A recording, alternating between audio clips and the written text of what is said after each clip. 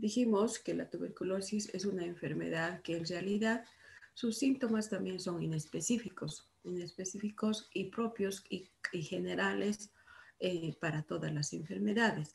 Pero para eso nosotros teníamos que recabar ciertos datos que complementan a la clínica, como por ejemplo obtener la radiología.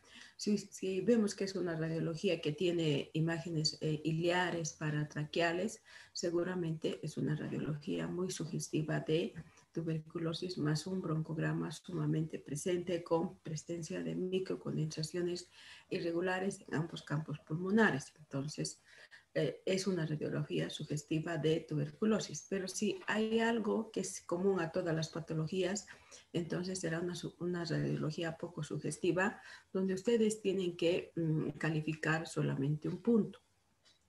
Luego tenían que hacer un estudio anatomopatológico, obtener una biopsia de cualquier parte, de un ganglio, del cuero cabelludo, pero el problema era que tardaba más o menos unos 60 días y eso dificultaba el diagnóstico y dificultaba la evolución del paciente.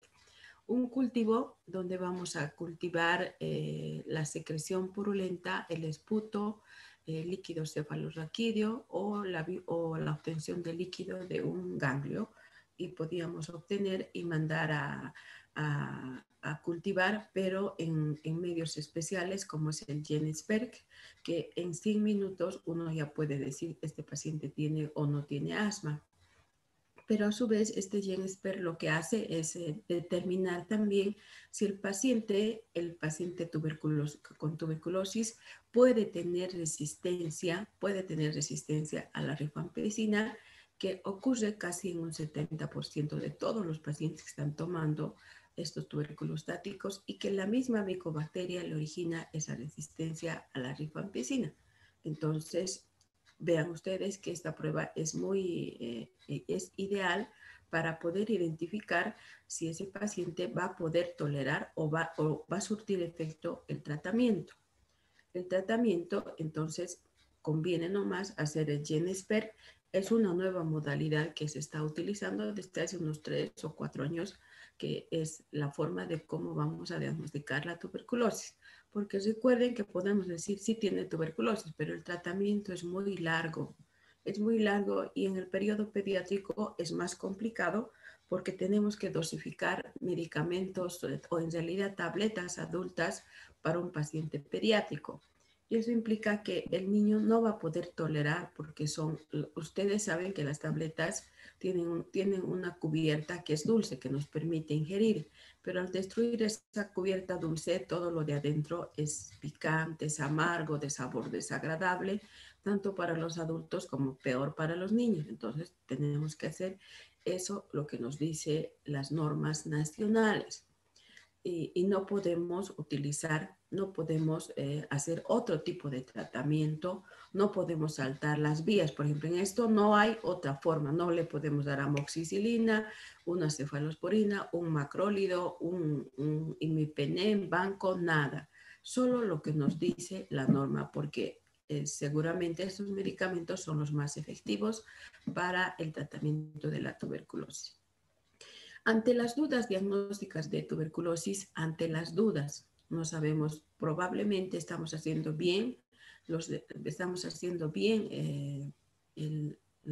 exámenes complementarios, pero algo siempre falta. Entonces, ¿qué va a faltar? En el pacientes que migran de países europeos, de otros países donde no es prevalencia el asma, donde no hay enfermedad del asma, no hay incidencia de la tuberculosis, entonces lo único que hace es prueba de tuberculina.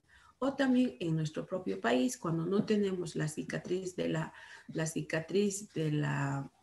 tuberculosis, de la BCG, entonces tenemos que recurrir a la prueba de tuberculina.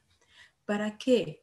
Porque si la tuberculina sale positivo, quiere decir que debemos hacer tratamiento. La tuberculina, también denominado derivado proteico purificado, también denominada prueba de Mantoux, consiste en administrar 0,1 ml de tuberculina, que es solamente el Mycobacterium atenuado miles de veces, como 20 veces atenuado, para ver si va a generar anticuerpos en el organismo del niño. Y si hay enfermedad, entonces va a respondernos a las 72 horas. Y a las 72 horas lo que vamos a lecturar es la induración que deja en sentido, midiendo en sentido transversal al eje del antebrazo. Y ya sabemos, a partir de 10 nos dice iniciar tratamiento. Entre 5 y 10 probable tuberculosis, pero requiere complementación de todos los otros estudios que podamos hacer. Luego, y si es menos de 5, ya sabemos que no tiene tuberculosis, aunque haya entrado en contacto con un paciente que tiene tuberculosis. Y luego iniciamos el tratamiento. El tratamiento consiste en realizar durante 6 meses el tratamiento, 2 meses con isoniazida, rifampicina y piracinamida, no 2 meses, 4 meses, y los 2 meses siguientes, los 2 últimos meses, solamente con isoniazida y rifampicina. A veces no hay medicamentos sueltos, a veces no hay isoniazida suelta y rifampicina suelta. Entonces, ¿a qué recurrimos? Al Rimactacid, que es un antituberculostático que está unido, los dos están unidos, y lo que tenemos que hacer es calcular en base a su kilo peso para administrar durante la última fase, que dura dos meses. Ahora, si el paciente está en contacto el niño o el joven o la mamá está en contacto con un paciente que está realizando tratamiento, entonces este es un bacilífero positivo. ¿Qué hace el resto, el entorno que ha entrado en contacto con ese bacilífero positivo? Lo que hace es profilaxis. Profilaxis en 3 formas. Una forma es la alimentación que es fundamental, donde cuando hemos diagnosticado tuberculosis, la mitad del plato tiene que ser proteínas, pescado, carne de pollo, carne de res, puede ser soya, todas las proteínas animales o vegetales que puedan ustedes conocer, la mitad del plato. De la otra mitad se parte en 2. La una parte tiene que ser verduras crudas, cocidas, las que quieran.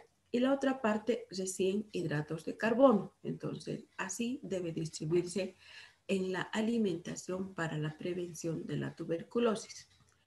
Luego, la segunda prevención, la segunda medida preventiva para evitar la tuberculosis, seguramente ya lo hicimos en el momento del nacimiento, a través de la vacuna de la BCG. Entonces, la vacuna de la BCG casi de por vida nos protege de la tuberculosis, a no ser que nosotros vivamos en hacinamiento, mala educación sanitaria, mala educación alimentaria, falta de recursos económicos, entonces puede favorecer a que ese paciente tenga tuberculosis. Entonces, la vacuna de la BCG nos protege desde el nacimiento, o sea, a su vez es una medida preventiva, la vacuna de la BCG.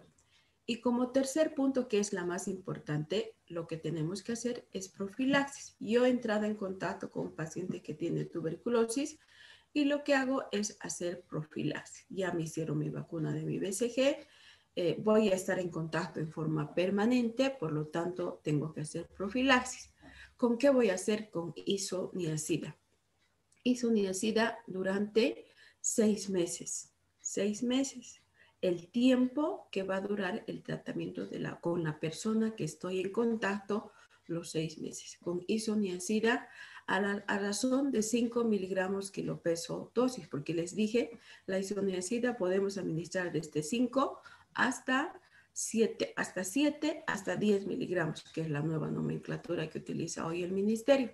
Entonces, 6 meses de isoniazida tenemos que tomar cuando entramos en contacto en forma permanente con un bacilífero positivo. Entonces, eso no debemos olvidar, porque había faltado esa última diapositiva. Además, como ya era hora, entonces faltaba esa partecita, que ustedes no pueden olvidar que deben hacer profilaxis con isoniazida. Y lamentablemente antes venía la isoniazida en jarabe, venía a razón de 5 ml con 100 miligramos. Ahora solamente vienen comprimidos de 100 miligramos. Entonces, lo mismo tenemos que hacer. Tenemos que calcular 5 por el peso y nos va a salir un resultado. Y luego lo que hacemos es triturar, pulverizar la tableta y mezclar con agua destilada en una jeringa estéril. Luego cargamos en esa jeringa va a ser la jeringa madre, donde va a estar los 100 miligramos de isoniazida. Si es un niño pequeño, probablemente la jeringa pueda servir para toda la semana. Entonces, esa jeringa debe estar conservada en el refrigerador. Pero si es grande, entonces ustedes, de acuerdo a eso, entonces van a ir preparando en forma diaria o con mayor cantidad de agua destilada. Entonces, no pueden preparar con agua de grifo, no pueden preparar con agua hervida fría, no, con agua destilada, y por eso se dice tratamiento supervisado, porque la enfermera debe ir todos los días para ver que tomen su delante, para ver que no se haya precipitado el medicamento y ya va a surtir efecto ese tratamiento que debe ser todos los días. Si empieza a las 7 de la mañana, y acompañar con un protector gástrico, una buena alimentación y complejo B. ¿Por qué? Porque puede ocasionar polineuritis debido al INH, y la mamá que no se sorprenda porque puede orinar rojo, puede orinar anaranjado, color ladrillo, que es por los efectos adversos de la rifampicina. Y controles, como va a ser 6 meses, o sea, convendría nomás hacer todo un screening de laboratorio completo para ver cómo está empezando el paciente y después para ver cómo está terminando. De por medio, si es que estamos frente a una TB meningia, una TB miliar, utilizamos la ceftriaxona, entonces un control otorrinolaringológico para ver que no dañe el octavo par esta streptomicina. Entonces, con eso hemos terminado lo que es tuberculosis. Otra patología que también genera tos de evolución prolongada, inclusive un poco más intensa que la tuberculosis, y que fácilmente va a alertar a los papás porque el niño va a tener una tos, pero muy diferente a otras patologías, que es el asma. El asma es una enfermedad inflamatoria crónica. Aquí sí podemos decir que es crónica, porque el niño puede nacer con asma y puede morir también, puede vivir, puede seguir viviendo y terminar muriendo con asma. O sea, es una enfermedad que de por sí uno la puede heredar, puede tener predisposición familiar cuando estamos frente a esta enfermedad inflamatoria que es crónica y que se caracteriza por una respuesta inflamatoria con la liberación de las células blancas inmaduras que, dependiendo del agente patógeno o del alergeno que está ingresando, habrá liberación en mayor cantidad. En términos generales, los mastocitos son los que se elevan inmediatamente ante la presencia de un alergeno en el organismo del niño. Luego están los eosinófilos y luego los linfocitos T. Estas células son las encargadas de producir esta reacción de anafilaxia que se produce en el organismo del niño y que es muy frecuente en organismos susceptibles. Quiere decir que en organismos que rápidamente reaccionan frente a los agentes extraños que pueden estar en contacto, que pueden estar en la superficie, que podía haber ingerido o que podía haber estado en el entorno del paciente. Esta inflamación crónica de las vías aéreas, ¿qué va a producir? Episodios recurrentes de sibilancias. Entonces, ahora estamos añadiendo otra patología que también genera sibilancias. Primero fueron las bronquiolitis. Segundo fueron las bronconeumonías con síndrome bronquial obstructivo. Tercero fueron las laringitis. Y ahora vemos que el asma también va a ocasionar sibilancias. Pero las sibilancias en el asma son los signos que nosotros vamos a escuchar y que el niño viene con desesperación y ya decimos asma. O sea, no hay necesidad de revisar al paciente que tiene asma porque él ya en su desesperación, ¿por qué se desespera el paciente que tiene asma? Porque tiene disnea, tiene falta de aire. Entonces, él no ve la forma de cómo resolver este problema debido a la obstrucción de las vías aéreas secundarias y terciarias, como son los bronquiolos, y además tos de tipo nocturna. La tos nocturna va a generar en el paciente, los signos de diferenciación con respecto a otras patologías. ¿Y por qué tiene todo esto? Debido a la obstrucción bronquial. Se obstruye por la presencia de moco intrabronquial e inflamación en general del bronquio. ¿Por qué? Porque en todas sus capas está habiendo un flujo de sangre para nutrir y para desarrollar ese órgano que está afectado. Pero por la presencia que por la misma sangre va circulando estas células, empieza a inflamarse. O sea, engorda, se inflama, se obstruye porque engorda, en palabras simples y sencillas, el bronquio. Y no da paso a que pueda pasar el oxígeno, ingresar y salir. O sea, es difícil para el paciente que tiene asma. Existen, ustedes entran al internet, múltiples protocolos para asma, hartos, para todos los niveles y para todas las formas que ustedes pueden encontrar. Pero nosotros vamos a definir al asma como las sibilancias recurrentes, persistentes, pero que previamente hayamos descartado otro tipo de patologías. Entonces ya sabemos que tenemos que descartar. Y el asma puede, cuando empieza en el niño menor de 2 años, cuando empieza normalmente, yo les cuento mi experiencia, cuando empieza en los niños menores de 2 años, las sibilancias recurrentes, la tos y la disnea en el paciente que probablemente es asmático, luego sigue igual y probablemente yo he tenido asmáticos que todos estos han revertido hacia la época de la pubertad. Entonces, el influjo hormonal ha hecho que desaparezcan y que ya no tengan asma cuando empieza en el periodo del lactante mayor. O sea, entre el lactante menor y el lactante mayor empieza, entonces va a durar, va a persistir hasta los 10, 11 años. Entonces, después ya no hay asma. Pero si empieza las sibilancias recurrentes, la tos y la dificultad respiratoria que se traduce por disnea, el paciente tiene una sensación de falta de aire, pero que no sabe cómo expresar. Entonces se agita, se pone irritable, se pone nervioso, no sabe ni lo que quiere, presenta los ojos saltones, vidriosos, se mueve, se sienta, se para por la sensación de falta de oxígeno. Entonces, si empieza hacia la época escolar, entonces este niño será asmático de por vida.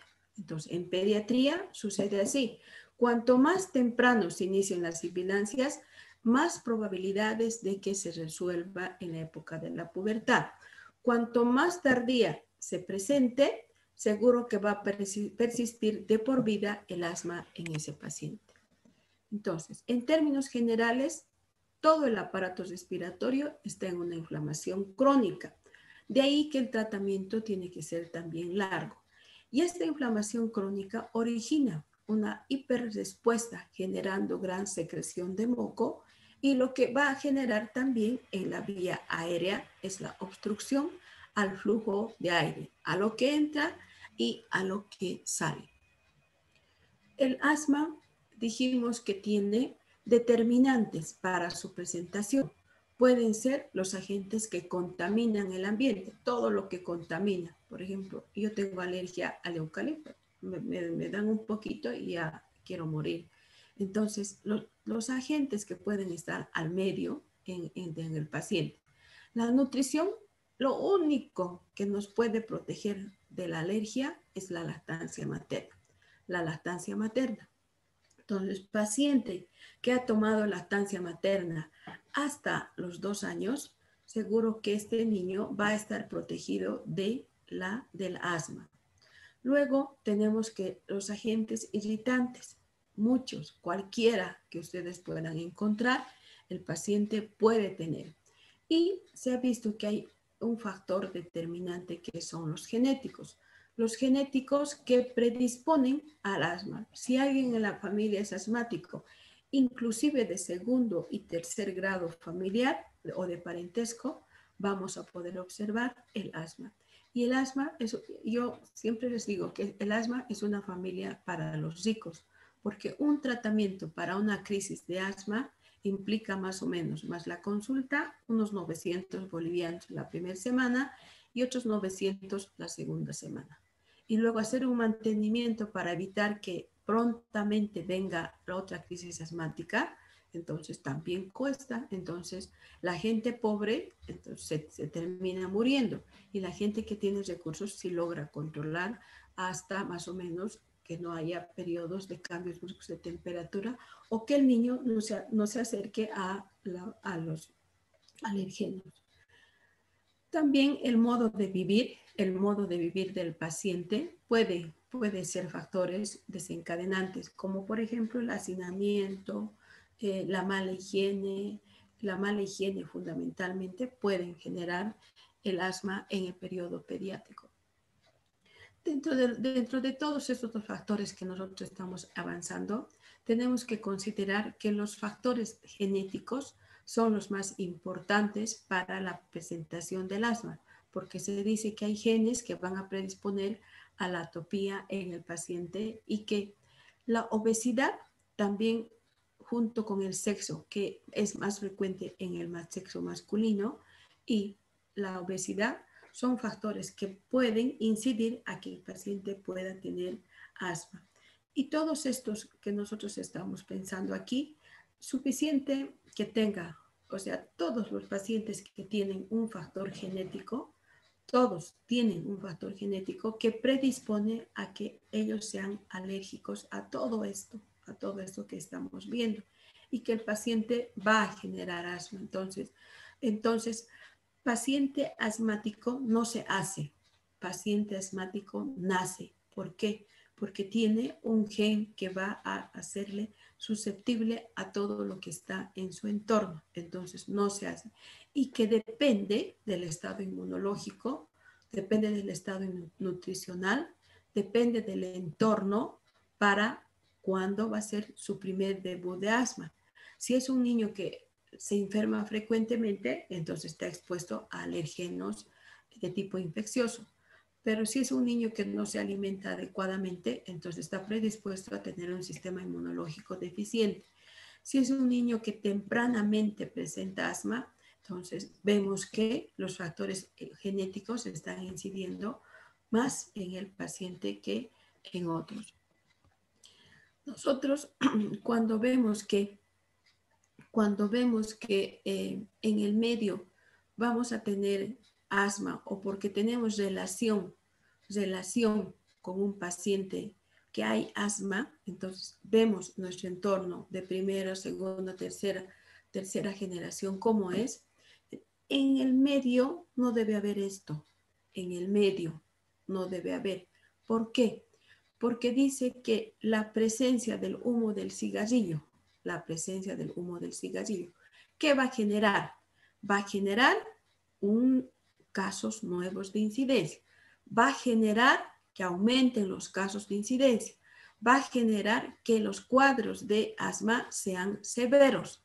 Y como son severos, dependiendo del estado inmunológico, puede morirse el paciente o puede enfermarse frecuentemente.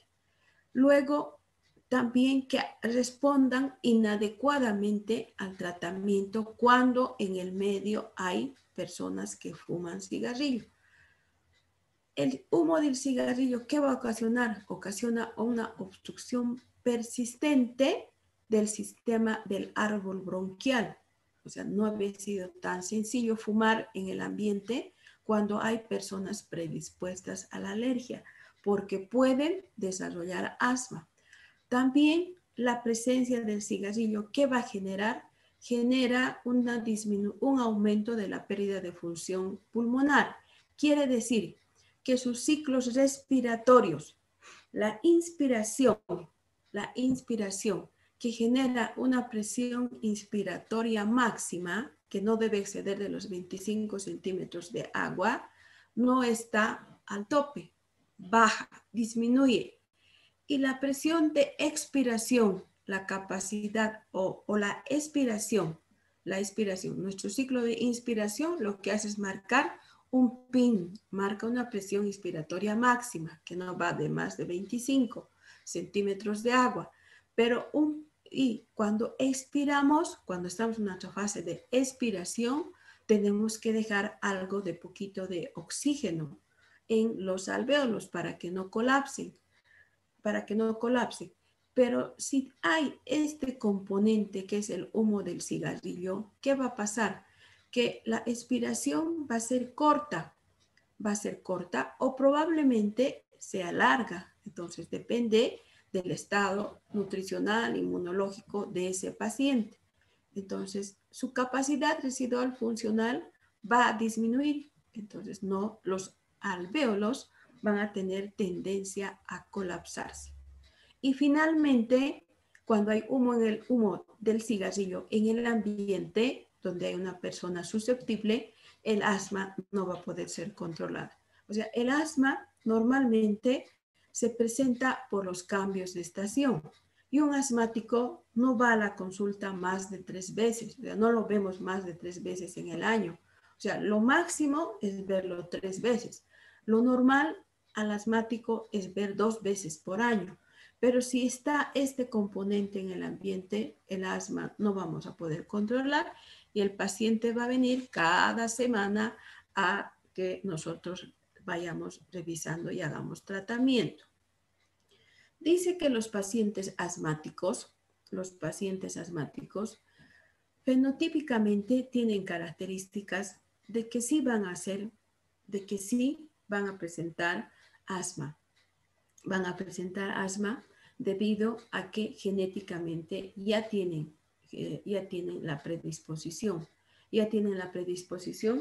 Y que desde el nacimiento estos niños empiezan ¿a qué? Empiezan a aumentar el tórax en sentido anteroposterior y en sentido transversal. Entonces, los niños de por sí, cuando nacen, entonces parecería que tendrían un poquito más amplio el tórax. Y es porque seguramente en algún momento de la vida intrauterina han tenido todo esto. Y nosotros vemos que el paciente ya tiene la contextura anatómica diferente con respecto a los otros niños. El asma es una patología que requiere, no solamente como la tuberculosis, no requiere solamente decir, tiene sibilancias, tiene tos y tiene disnea, entonces esto es igual a asma. No, tenemos que complementar también con una serie de laboratorios o una serie de criterios. Dentro de ellos consideramos criterios mayores y criterios menores. Los criterios mayores, ¿qué nos dicen? Diagnóstico de que alguno en la familia tiene asma. Diagnóstico de que alguien tiene eczema. A ver, ¿qué es el eczema? Son las lesiones costrosas, melicéricas, o a veces dejan salir un líquido citrino o a veces un líquido blanquecino que empieza en el periodo del recién nacido. Generalmente los niños que tienen al nacimiento en su superficie corporal tienen grasa. Esta grasa, conforme va pasando los días, va eliminando y que esta grasa le protege, le da calefacción, le protege de los alergenos hasta que desaparece durante el primer a segundo día. Pero la mamá piensa que sigue teniendo esa grasita que se ha secado y que se va deslaminando en el cuero cabelludo. Y a veces deja salir un líquido citrino o se forman costras melicéricas, se llaman. Son medio amarillentas, medio blanquecinas, que generalmente se ve aquí en la región de la fontanela y que si la madre no tiene cuidado sigue avanzando. Normalmente avanza hacia la frente, avanza hacia las cejas, avanza hacia las regiones de los malares y avanza hacia los pabellones auriculares. Entonces, ese eczema, que según la mamá es suciedad, porque son costras laminadas, no es suciedad, sino que es un eczema atópico. Y ese eczema atópico que aparece en ese periodo de la vida del niño que acaba de nacer y que es visible en el primer mes de vida, logramos ver, nos dice que este niño va a ser alérgico. No nos está diciendo que va a ser asmático, pero si la mamá no tiene cuidado, esta es un 50% de probabilidad que el niño va a tener asma. Por la presencia de esas costras melicéricas que empiezan en la región de la fontanela y van descendiendo, inclusive a veces todo el cuerpo. Y hay necesidad de utilizar tópicos con corticoides antialérgicos para hidratar la piel para que el paciente vaya mejorando. Luego, que desde pequeño este paciente esté expuesto a los alergenos. Si yo vivo en un ambiente donde tengo mi cama, tengo mi escritorio, tengo mi tele, tengo mi cocina, tengo todo y puedo tener todo eso, pero todo eso tiene que estar perfectamente limpio y ordenado. Pero si está así como como los recolectores adictos, seguramente que a la larga, teniendo un factor que es genético, que dice que va a ser alérgico, entonces rápidamente empieza su asma.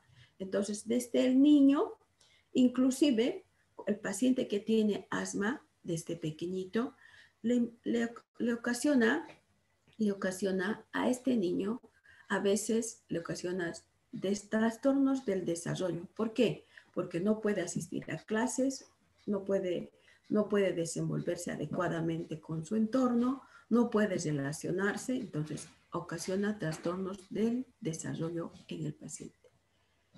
Luego tenemos que suficiente será uno de estos para decir, mi paciente que está sibilando, decir, si el papá tiene sibilancias, entonces es lo más probable que este paciente sea asmático.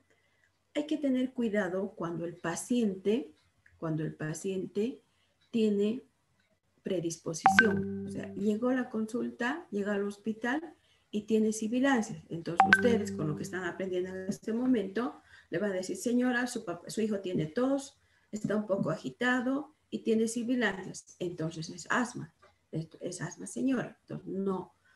En nuestro primer contacto con un paciente que tiene asma, que tiene todos los signos, que según nosotros puede ser asma, pero recién es la primera vez que le estamos viendo, la primera vez, y tiene todo lo que acabamos de decir. Entonces podría ser asma, pero ustedes no tienen que decir que es asma porque la mamá quiere morir, quiere infartarse. Mi hijo ya sabe que el asma, aunque sea de bajo nivel social, entiende que el asma es una enfermedad gravísima donde, aparte de producir síntomas en el niño, es una enfermedad que genera mucho gasto económico. Entonces, en su primer contacto, ¿qué le dirán a la mamá? ¿Quién de ustedes me puede decir? ¿Qué le van a decir a la mamá? O sea, una cosa es escuchar y otra es, por ejemplo, resolver el problema que nosotros estamos viendo. O sea, tenemos que ser éticos. Eso va a marcar la diferencia entre, discúlpeme la expresión, en que un bruto le diga, señora, tiene asma. Tengo hartos pacientes que dicen, viene la mamá llorando, viene la mamá, la abuelita y todos, y dice, asma. Primera vez que tiene esto, sí, doctora, nos ha dicho llorando, ¿no? Porque ya saben que es un niño que va a ser dependiente de la familia y que tal vez en algunas oportunidades no tenga ni oportunidad de venir al consultorio, sino directamente al hospital por la falta de oxígeno. ¿Qué le van a decir a la mamá? Erazo López Dámaris, ¿qué le va a decir a la mamá? Sí, así tiene todo lo que acabo de decir. Entonces usted no tiene que decirle que es asma, porque es la primera vez que está escuchando. Puede ser bronquiolitis, puede ser bronconeumonía, puede ser laringitis, podría ser asma. Entonces no puede decir, es esto. ¿Qué tendría que decir? ante todo lo que acabo de decir? Eraso, ¿qué le va a decir? Eraso, ya, le voy a borrar. Eraso,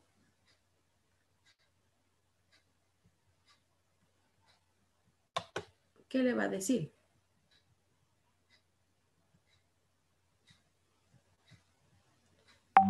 Espinosa,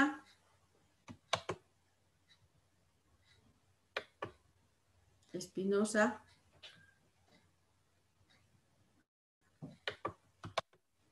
Espinosa. Doctora, hay dos Espinosas, por eso no sé si me está hablando a Alison. mí. Ya, Alison. ¿Qué le va a decir? Doctora, Sí, ¿qué le va a decir? hola. Sí, no le escucho, dígame. Hola.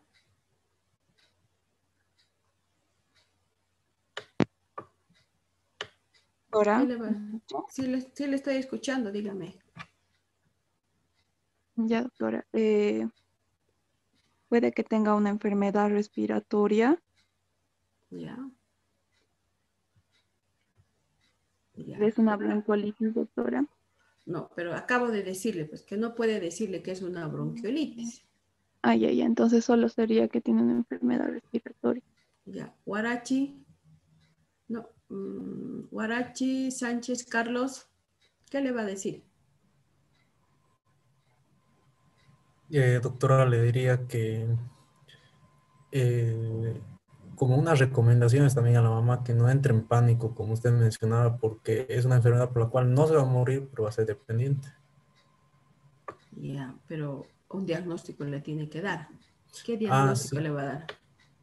Le diría que a grandes rasgos también, para no asegurar ni descartar otra enfermedad, le diría que va a ser el asma y, y algún problema con los bronquios, bronquiolitis.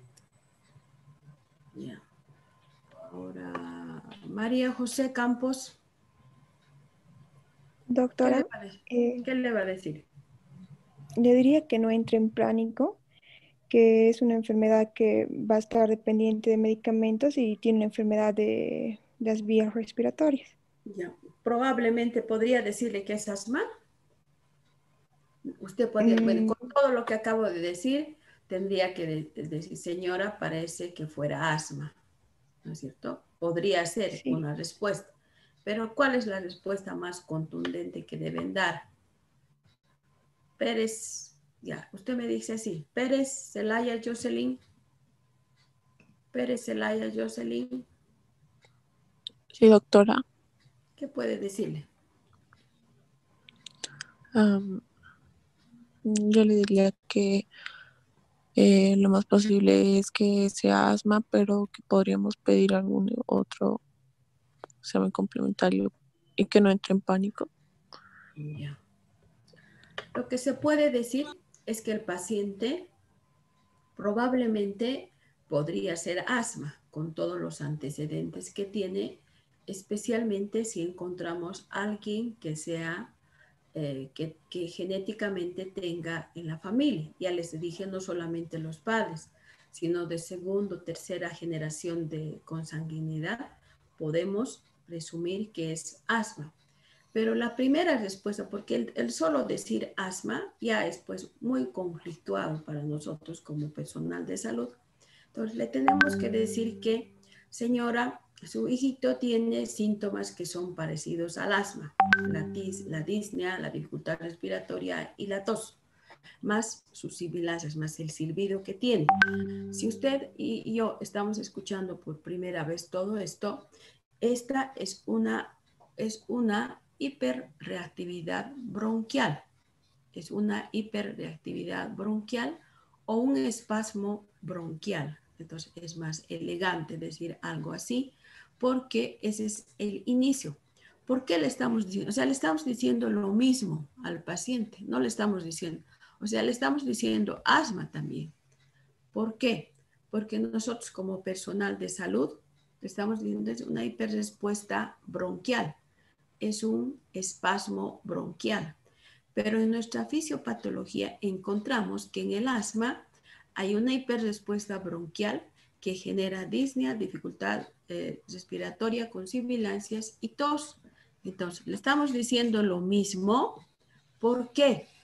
Porque si yo le digo, por ejemplo, puede ser bronquiolitis, estoy pecando ¿de qué?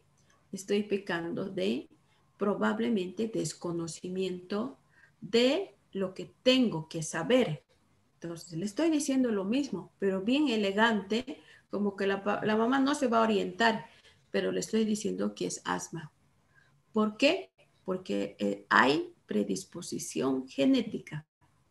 Y si no habría esta predisposición genética, entonces le digo, pues cualquier cosa que se me ocurra. Pero yo le estoy diciendo así, en palabras bien sofisticadas para que la madre pueda entender que puede ser un debut asmático. O sea, si le digo en la primera vez debut asmático, la mamá busca a todos los neumólogos y a todos y dice es asma. Pero ¿para qué va a gastar en una primera oportunidad? Porque ya les dije que el pediatra es más clínico que complementario. Entonces, va a venir, si es genético, si tiene alguien en la familia que ha silbado en algún momento, entonces va a volver y ahí le diré, siempre fue asma. Entonces, ha sido, en nuestro entender, siempre ha sido asma y ha sido su debut. Entonces, tenemos que tomar en cuenta todas esas condiciones que les estoy acabando de decir y que solo falta leer. El leer nos va a hacer la gran diferencia del paciente que tiene. Entonces, ustedes vean que es importante conocer. Dentro de los criterios menores, pacientes que hacen rinitis alérgica, rinitis vasomotora, todo el tiempo chorrea la nariz, por alguna causa, entra a un ambiente, sale secreción cristalina, sale del ambiente, sale secreción cristalina. Y algunas veces el paciente tiene sibilancias, pero que no son relacionadas con resfríos. O sea, dice que podría haber, pero un día sibila y luego sale. Entonces, o también cuando encontremos en sangre periférica, cuando hagamos laboratorio, eosinófilos por encima de 4%. Ahora tenemos que hacer otro diagnóstico diferencial cuando encontramos eosinófilos mayor al 4%. Cuando encontramos así, dice que es un criterio menor y que deberíamos decir asma. Pero también la presencia de poliparásitos en el organismo del niño puede ocasionar esto. Entonces, para hacer su diagnóstico diferencial, ¿qué le vamos a pedir? Le vamos a pedir coproparasitológico seriado. Entonces, si sale positivo, si dice que tiene un parásito, entonces este valor que nos está dando no es tan exacto como para decir que se ha considerado un criterio menor. Y pacientes que son alérgicos a las leches, al huevo o al cacahuate, es 100% también que son criterios para que el paciente tenga asma. Además, existen otras enfermedades de base que pueden predisponer al asma, que se denominan comorbilidades. Los niños que tienen obesidad, o sea, estos tienen genes que predisponen a la obesidad. Y los mismos genes de la obesidad, como por ejemplo la presencia de la leptina, es un inductor del asma. O niños que tienen apneas del sueño. Entonces, en la noche, estos niños empiezan a dejar de respirar un ratito, un poquito baja la frecuencia cardíaca, pero luego recupera. Eso se denomina apneas del sueño.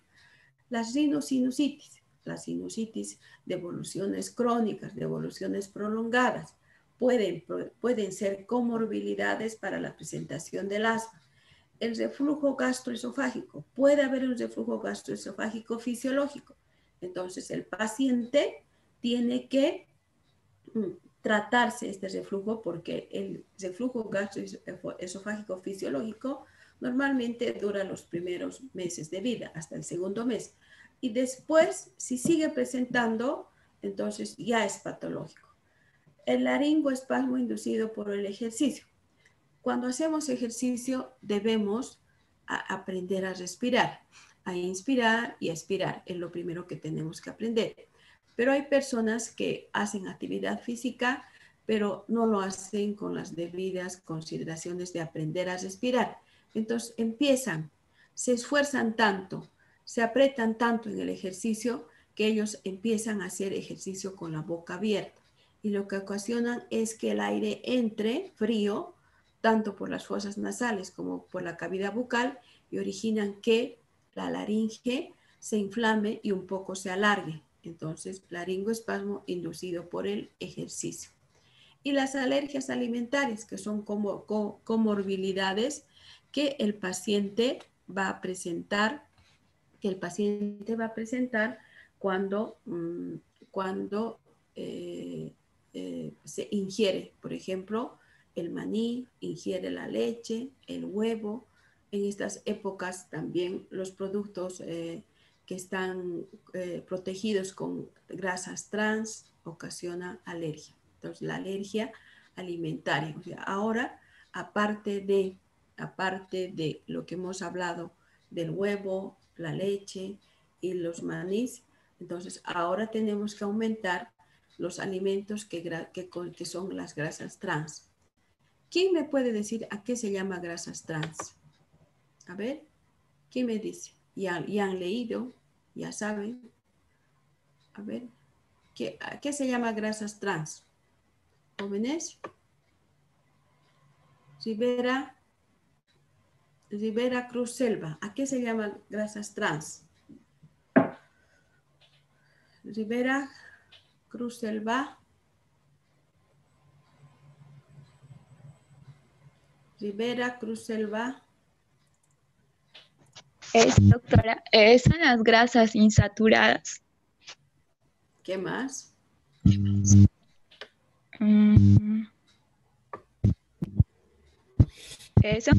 Son perjudicial, digamos, para el organismo. Porque hay grasas trans en los productos. Santa María, ¿a qué se llama grasas trans? Santa María Ceballos Valentina. Doctora, son las grasas insaturadas que el cuerpo en sí no necesita, que lo único que van a provocar, o sea, pueden ser incluso enfermedades como la aterosclerosis o que los órganos se vayan forrando de grasa. ¿Para qué tienen los productos alimenticios grasas trans? ¿Para qué tienen? Y que las grasas trans son adictivas. ¿Para qué tienen? Suárez Nicolás, ¿para qué tienen grasas trans? Suárez, voy a ir eliminando a los que no están. Doctora. ¿Para qué tienen grasas trans los alimentos? Sepa, causa adicción, no sé, le llama más atención.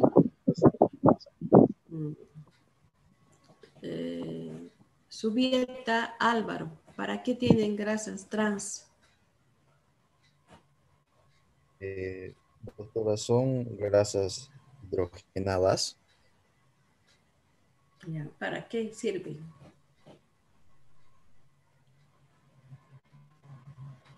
¿Para qué tienen? Pues ahora todos los productos tienen un sabor especial, es indistinguible, o sea, no se distingue más bien, es fácil de identificar.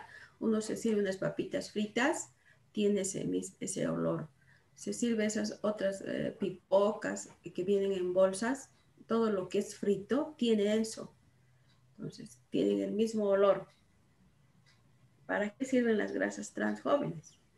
Ustedes tanto que comen papitas fritas, después, ¿qué se llama esos otros? Camaroncitos. Doctora, creo que sirven para incrementar el tiempo de vida de los alimentos. Sirven las grasas trans para conservar el producto, o sea, para que toda la vida sirva, o sea, aunque caduca, sigue sirviendo, porque por esa grasa que tiene bastante grasa insaturada que conserva el producto, pero lamentablemente tiene que tener una fecha de expiración. Entonces, para eso sirven las grasas trans que conservan todos los alimentos que tienen. En América Latina, entonces, la gran mayoría de estos productos tienen gran cantidad de grasas trans, pero en Europa está penalizado la presencia de los productos de las grasas trans en los conservantes, en todas lo que son enlatados, embutidos, embolsados. Tiene que tener menos del 0.01 miligramos y aquí tienen más de 2 gramos. O sea que cuando ustedes se fijen, vean que las grasas trans son un problema. O sea, tenemos bastante y por eso que engordamos y por eso que comemos harto algo que no deberíamos comer. Ahí quedamos, jóvenes. El próximo lunes vamos a terminar y el día sábado van a dar examen. ¿Ya? Hasta luego. Está bien, doctora. Hasta luego. Hasta luego.